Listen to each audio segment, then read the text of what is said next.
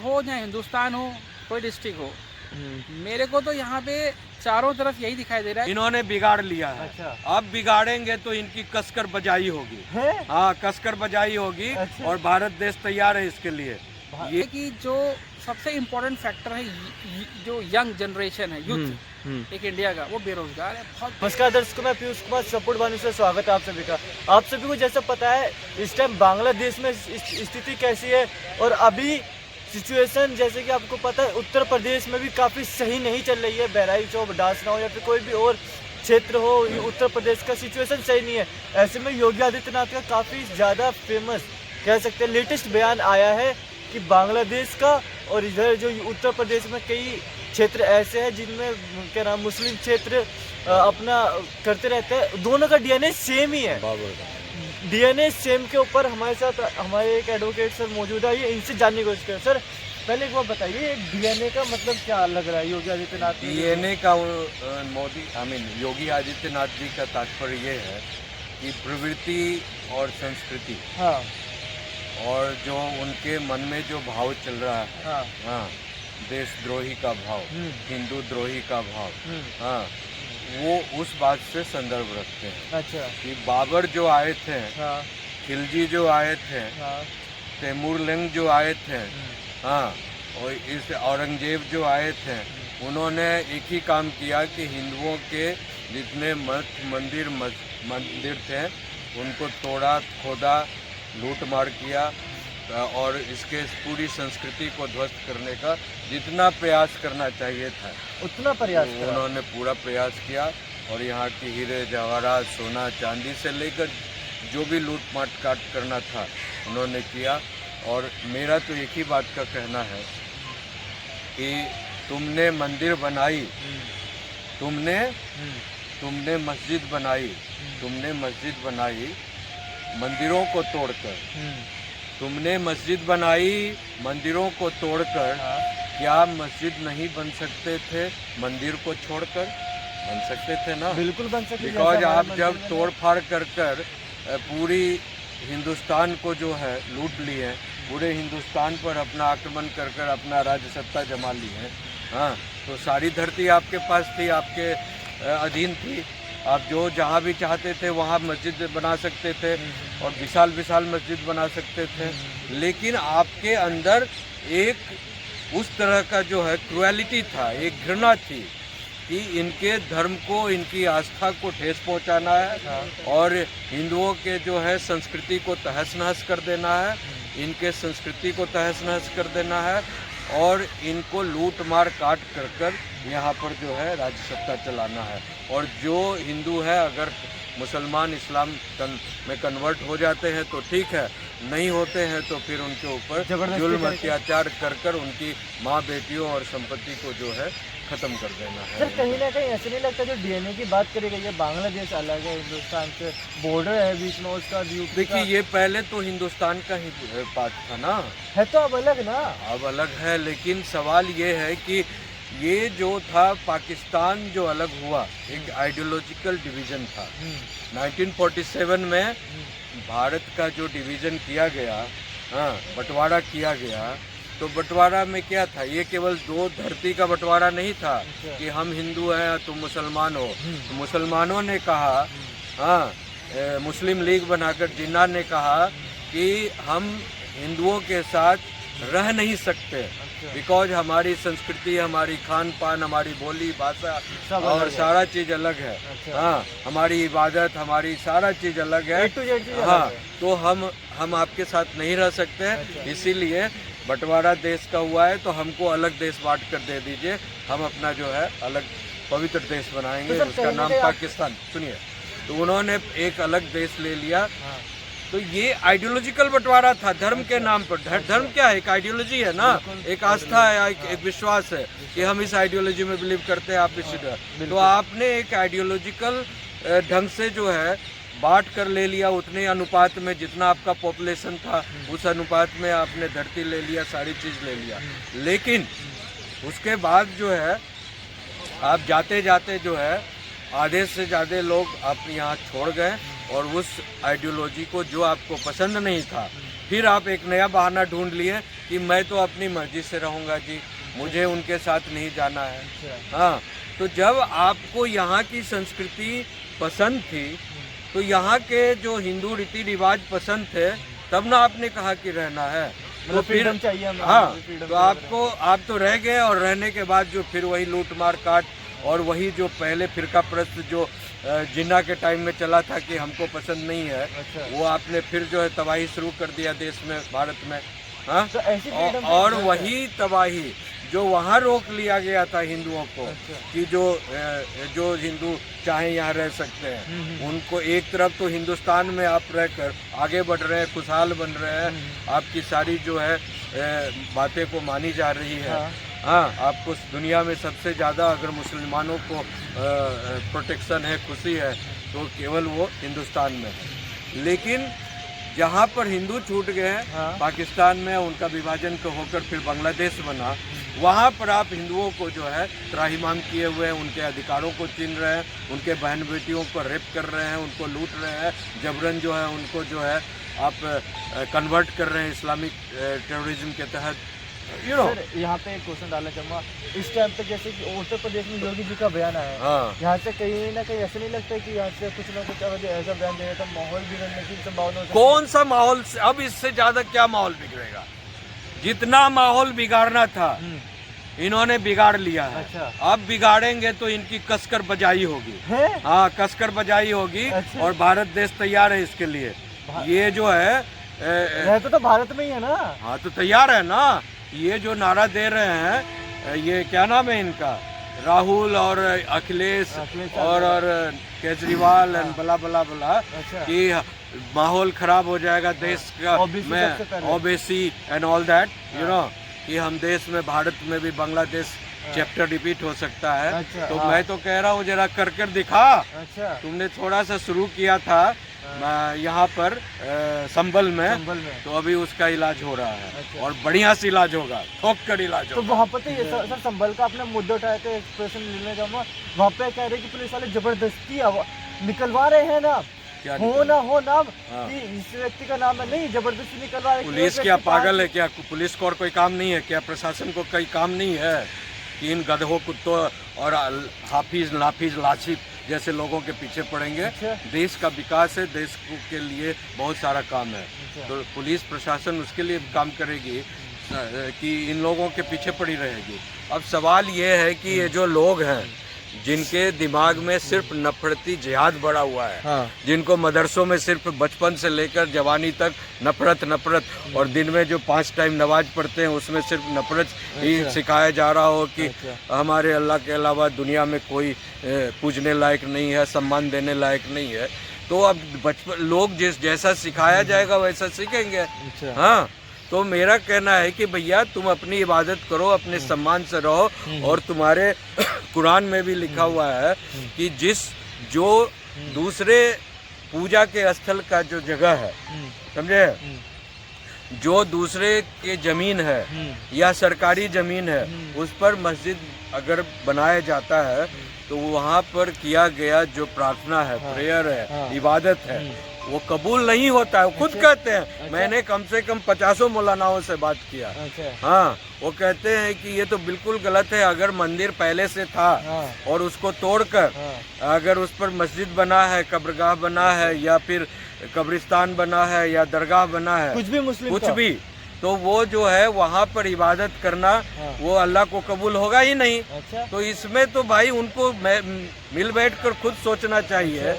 वो तो कांग्रेस तो पॉलिटिक्स की, उसने देखा कि हमको मुसलमानों को बुड़बक बनाकर वहाँ जो हिंदुओं में लड़ाना है और उनका वोट लेना है, तो वोट लेने के लिए प्लेसेस ऑफ वर्शिप एक्ट बना दो, ताकि जितने भी आतंक और ये आतंकवादी और जिहाद के तरह जो है मंदिरों को तोड़ फोड़ कर जो है वहाँ पर जो है मस्जिद, कब्रगाह, दरगाह बनाए गए हैं, वहाँ पर जो है वैसे ही उसी स्थिति में रहे, उसके स्वरूप को बदला नहीं जाए। लेकिन अभी तो सर्वे हो रहा है ना, उसी कानून में ये भी लिखा है कि जांच के लिए कोई रोक नहीं सकता। और जांच में अगर जो है मंदिर मिलता है या चर्च मिलता है या गुरुद्वारा मिलता है या कि कोई मिलता है या मस्जिद ही मिलता है आप किसी मंदिर में, तो आप दोनों पक्ष आपस में बैठकर जो है सुलह कर सकते हैं। उसी में लिखा है क्लाउज 4 और क्लाउज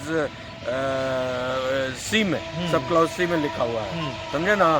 तो ये सवाल है कि लेकिन जो आज देश में जो विपक्षी लोग बैठे हुए हैं, सो कॉल्ड ये जो अपने को जो लीडर कहते हैं, अब वो पार्लियामेंट नहीं चल रहे। अरे भैया आपको संभल जाकर क्या हो? आप डॉक्टर हो कि इंस्पेक्टर हो कि कलेक्टर हो कि मजिस्ट्रेट हो, आप हो क्या?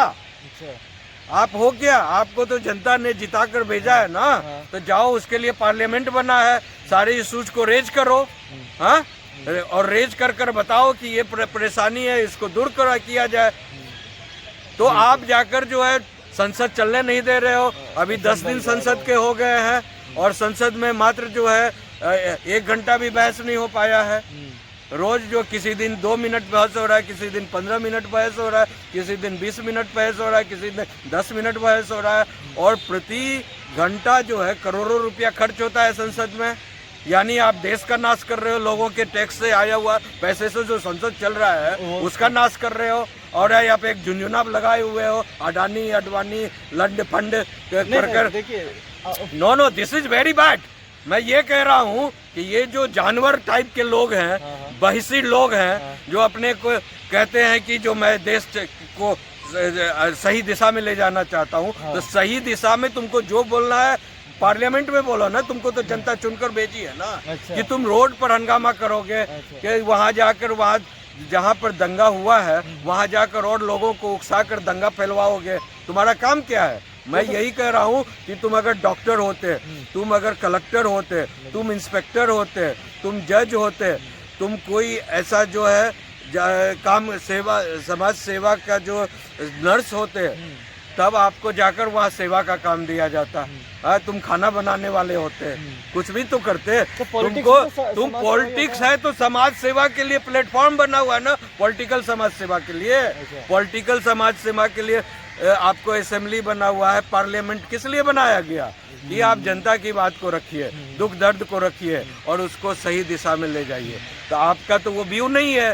देश को तो तबाह करना है, तंग करना है, देश की प्रगति को एकदम चॉक ऑफ कर देना, बंद कर देना है, ताकि मोदी और भाजपा के राज्य में किसी प्रकार का कोई जो है काम नहीं हो, कोई बिल पास नहीं हो, कोई डेवलपमेंट का काम नहीं हो, कोई बिल पास नहीं हो, कोई एक्ट लागू नहीं हो। सर सर्वे का आपने भी नाम लिया था, तो दिल्ली की जामा मस्जिद पे सर्वे की मांग उठ चुकी है। अरे भाई मजाक कर रहे हैं कि हम नहीं होने देंगे। सुनिए, अभी जो एक बुक आया है मिस्टर गोयल का, सीताराम गोयल का, उन्होंने बाकायदा रिसर्च कर उसमें जो फोटोग्राफी के साथ सारा फोटोग्राफी दिया, उसमें 18,000 से ज़्यादा ऐसे मंदिर है देश में जिनको तोड़कर मस्जिद बनाया गया। अच्छा, समझे? अच्छा। अब सवाल ये है कि यहाँ पर ये नहीं हो रहा है कि जब आप 18,000 मंदिर का तो सबूत आ गया, लाखों मंदिरों को तोड़ा गया और इंटेंशनली तोड़ा गया, जानबूझकर तोड़ा गया।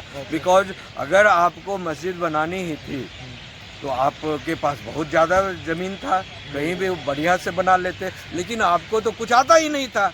सिर्फ काट मार तोड़ फोड़ लूट के आपने, इन्होंने जो है क्या नाम है इनके, इस्लामिक जिहादियों ने कुछ न जाना न सीखा, जो कुछ आए यहाँ से लूटना है, वो लुटेरे बनकर आए, लूट कर गए, काट कर गए, मार कर गए, फोड़ कर गए, तोड़ कर गए। और जो है आज जो हिंदू संस्कृति जागी है, अपनी जगह को ढूंढ रही है और उनको मिल रहा भी है, तो वो अपना चीज़ लेना। आप किसी के घर में जबरदस्ती कितने दिन तक घुसे रहोगे? और जब आप दूसरे के घर में जाकर इबादत करोगे तो अल्लाह आपकी इबादत कब तक कबूल करेगा? नहीं करेगा। बिकॉज वो उनके ही कुरान में लिखा है कि जो दूसरे का लूटा कूटा फूटा जो जमीन है, मकान है, दुकान है, मंदिर है, उसमें जो है आप इबादत करोगे, मस्जिद बनाओगे, कब्रबान का दरगाह बनाओगे, वहाँ इबादत कबूल नहीं होगा, दुआ कबूल नहीं होता है। सर आपसे अंतिम सवाल ये है, जिस प्रकार से बांग्लादेश की स्थिति बन चुकी है, अब ये प्रयास लगाए जा रहे हैं कि बांग्लादेश और पाकिस्तान एक हो जाएंगे और हिंदुस्तान को मुसीबत वहाँ से होगी। अरे वो बांग्लादेश और पाकिस्तान को छोड़ दो, पूरी आधी दुनिया एक हो जाए। जितने भी अच्छा। ये जो मोहम्मदन और इस्लामिक कंट्री है ना, हाँ। OIC जो चलाते हैं, इंडियन इस्लामिक ऑर्गेनाइजेशन, वो सारे एक हो जाए। हाँ। मैं तो कहता हूँ एक हो जा, एक बार कर ले। अच्छा। तुमको जो करना है कर ले।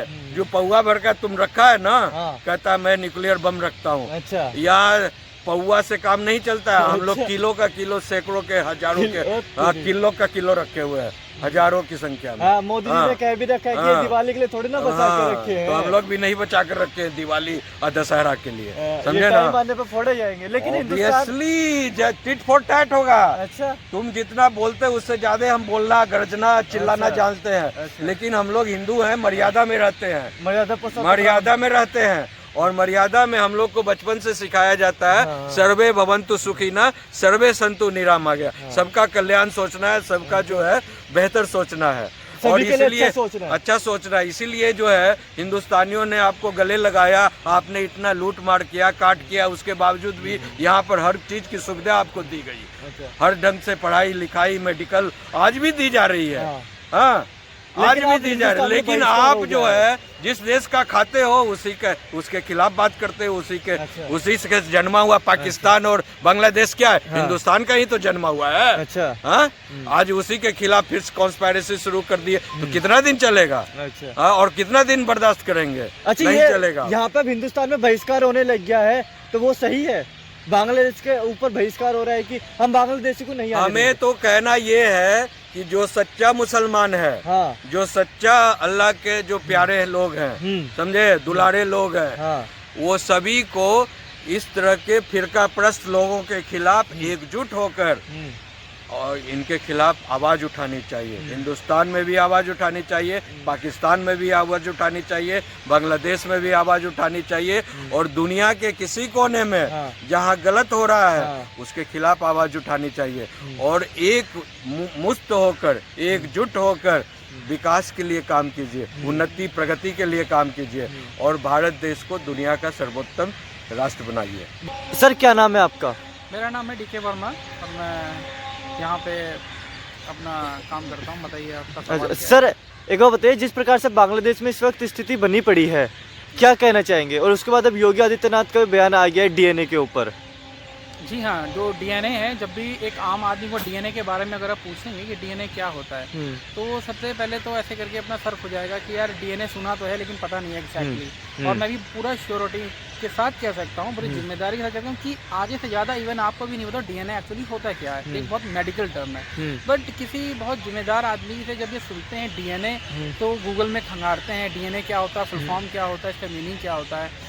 DNA एक बहुत मेडिकल और बहुत ही ज़्यादा सेंसिटिव चीज़ है, क्योंकि बस इतना हम लोग जानते हैं कि फादर से बेटा और बेटे के एक DNA मैच करता है, उससे ये मालूम चलता है कि इसका बाप कौन है, इसकी माँ कौन है। इस तरीके से आप DNA से देखते ही एक आम भाषा में होता है। लेकिन योगी आदित्यनाथ की तरफ से जो DNA का शब्द प्रयोग किया गया है, वो बांग्लादेश के मुसलमान और यहाँ पे हिंदुस्तान के अंदर जो घटनाएं होती है उत्तर प्रदेश में ज़्यादातर, उनके मुसलमानों के ऊपर प्रयोग क्यों किया गया फिर DNA का? जी, मैं जो योगी आदित्यनाथ जी है, हाँ। वो एक छोटी मोटी हस्ती नहीं है, वो उत्तर प्रदेश के CM साहब हैं, तो हम उनकी बहुत ज़्यादा सम्मान करते हैं। लेकिन उन्होंने किसी बेसिस में कहा होगा, या तो उन्होंने कुछ मेडिकल चेकअप कराए होंगे, क्योंकि DNA जैसे शब्द को मुंह पे लाना और इतनी जिम्मेदारी के साथ कह देना, इतने पावर, तो मतलब उन्होंने कुछ ना कुछ तो टेस्ट किया ही होगा। विदाउट टेस्टिंग इतना बड़ा बयान अगर वो दे देते हैं, तो कुछ ना कुछ आंसर उनके पास स्ट्रांग होगा कि DNA एक बहुत मोटी चीज़ है, बहुत बड़ी चीज़ है। अब आज़ादी हुए हुए 1947 में हुआ, आज जो आ रहा है 2025 आने वाला है, अब उसमें अगर ये चीज़ हो रहा है, DNA की बात हो रही है कि वो मैच कर रहा है, तो हो सकता है उन्होंने, अगर आप ब्लड टेस्टिंग भी करवाते हैं अपना छोटा सा, तो आपके इंजेक्शन से इंसर्ट करता है ब्लड, उसके बाद टेस्टिंग होती है, लेबोरेटरी में जाती है, तो हो सकता है उन्होंने इंडिया के कुछ लोगों को लिया हो, बांग्लादेशियों को लिया हो, और फिर उनका मैच किया बहराउच वालों के साथ, तो कुछ टेस्ट रिपोर्ट आई है, उसके बेसिस में कह सकते हैं मेडिकल टर्म में आपका A पॉजिटिव है, C पॉजिटिव, जो भी कुछ आपका ब्लड ग्रुप है आता है, तो वो कैसे आता है, लेबोरेटरी वाले बता दे तभी ना आपको मालूम चलता है। अच्छा, तो बांग्लादेश में जिस प्रकार स्थिति है, उस पर क्या कहना चाहेंगे? क्या विरोध पूरे देश में होना चाहिए अब? देखिए, बांग्लादेश हो या हिंदुस्तान हो, कोई डिस्ट्रिक्ट हो, मेरे को तो यहाँ पे चारों तरफ यही दिखाई दे रहा है कि जो सबसे इम्पोर्टेंट फैक्टर है जो यंग जनरेशन है, यूथ एक इंडिया का, वो बेरोजगार है बहुत। तो जो सवाल उठना चाहिए, जो क्वेश्चंस उठने चाहिए नौकरी के ऊपर या और भी सारे बहुत से इश्यूज हैं, उस पर कोई नहीं उठाएगा। तो मेरे हिसाब से, ये मेरा पॉइंट ऑफ व्यू है कि मंदिरों पे सवाल उठाना और इस पे सवाल उठाना, तो ये एक तरीके से इम्पॉर्टेंट है, बहुत इम्पॉर्टेंट है, बट उतना इम्पॉर्टेंट नहीं है जितना कि किसी को रोज़गार। एक यंग जनरेशन पूरा बेरोज़गार बैठा हुआ है, एक चपरासी की भी नौकरी निकले, एक छोटी सी भी नौकरी निकले, PhD तक होल्डर तक उसमें अप्लाई कर रहा है, तो बेरोज़गारी के लेवल बहुत ज़्यादा ऊपर जा चुका है। इस पे ज़रूर फोकस करना चाहिए, रादर देन कि उनका DNA मैच हो गया विदाउट एनी मेडिकल रिपोर्ट। तो ये थोड़ा गैर जिम्मेदार कहीं ना कहीं मुझे लगता है।